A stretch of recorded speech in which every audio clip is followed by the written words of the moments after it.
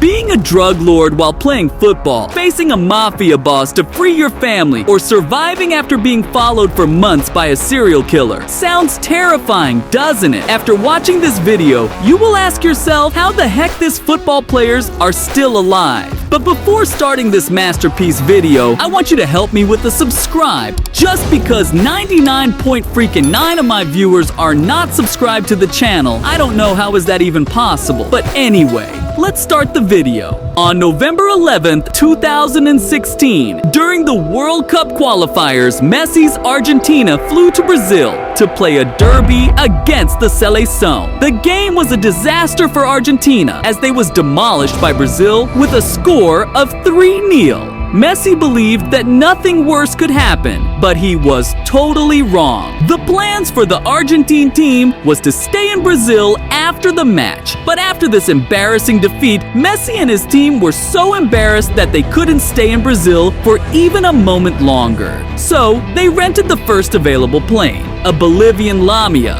a fairly old and short-distance plane that could only fly for 4 hours and 22 minutes with a full tank. The takeoff was smooth and problem-free. However, just a little bit over 4 hours after takeoff, what was supposed to be a routine flight turned into a life-or-death situation. The plane only had fuel left for 18 minutes, putting the pilot in a horrible situation, holding the lives in his hands of some of the greatest footballers in history. As the plane started shaking violently, the pilots began to panic and radioed that they were on the verge of crashing, if not helped urgently. Thanks God, the pilots were guided to a safe landing spot and managed to save the World Cup winners. After the emergency landing, Messi and the team immediately jumped out of that plane and finished their journey to Argentina in another flight without any problems this time. Just 2 weeks after this unpleasant event, the Bolivian Lamia plane crashed, killing 75 innocent people. Holy crap! Messi was really lucky that time. If you think Messi was lucky, wait to see what happened to Zlatan. I don't know how many of you know Peter Mangs, but he is the most famous serial killer in Sweden. And one day he simply decided he wanted to become a star. So he chose his next victim to kill, Zlatan Ibrahimovic. Peter had been following Zlatan for months, analyzing his every move and waiting for the perfect moment, which came in Malmö, Sweden in 2010. Zlatan decided to be arrogant and parked his car illegally in the middle of the road. And unfortunately for him, just a few meters away was Peter Mangs, who saw him park his car midway the road and simply went crazy, deciding to kill him. However, he didn't have a weapon on him, so he ran home, grabbed a gun, and went back to finish his job. When he returned, he was very frustrated to see that Zlatan had left alive. No one knew this wild story until Mangs himself told it a few years after he was arrested and sentenced to life in prison. Imagine trying to kill someone because he parked his red Ferrari in the middle of the road. Very strange. What's even stranger is that it seems it's not very easy to be a red Ferrari driver. After Zlatan almost died because he parked his Ferrari illegally, this time Neymar was seconds away from dying because he couldn't handle his Rari. Neymar's childhood dream was to drive only luxury cars, especially a red Ferrari. After his first salary from Barcelona, Neymar rushed to a Ferrari dealership and bought a red 458 Spider. In November 2016, Neymar was going through the darkest period of his life, involved in a sexual assault case that could have landed him in prison for years. On top of that, he also was struggling in football, failing to score or assist in the last 6 matches. On a rainy autumn day, I don't know why all bad stories have to happen when the weather is bad. But anyway, that day, Neymar jumped into his Rari heading to the training ground, forgetting that he had his summer tire. On the way to the club's base, Neymar was driving quite fast for such bad weather. And of course, it was a terrible idea. In a moment of distraction, he lost the control of the vehicle and crashed into a wall. This time, Neymar escaped with only a few small scratches, but it could have cost him his life. Now, Let's move to the next case. In my opinion, this story is one of the strangest footballer stories I've ever heard. Over the course of a year, Quincy Promes managed in 2020 to smuggle 1,360 kilograms of drugs through the port of Antwerp from Belgium to the Netherlands in 2 shipments and became known as a drug lord. This reputation didn't last long as he was caught and prosecuted by the Dutch authorities. In another case, Promes was sentenced in absentia to 18 months in jail for assault. For stabbing a cousin in the knee during a fight in 2020, this could have ended very badly for Promes and his cousin. Holy crap, this guy is literally crazy.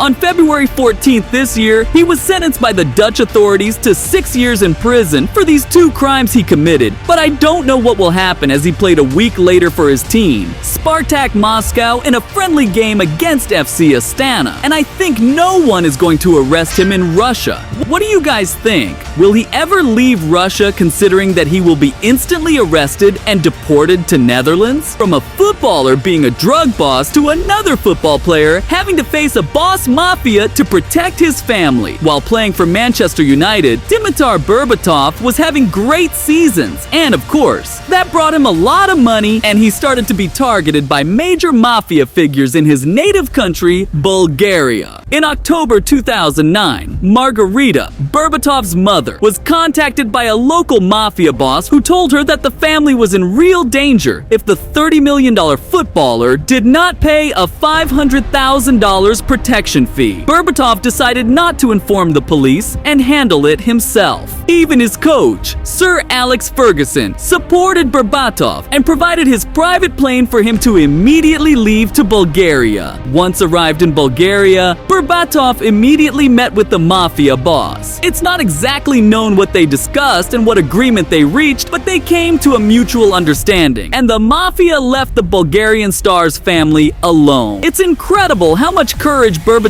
had, considering that if they hadn't reached an agreement, he could have been killed. Respect to Dimitar Berbatov. You know who also won my big respect? The 0.1% of the viewers who are subscribed to my channel. Thanks to those legends. Earn my respect and help by liking this video and subscribe to the channel. If you think those stories were weird, wait till you see my last video about weirdest jersey numbers in football history. Love you guys. Goodbye.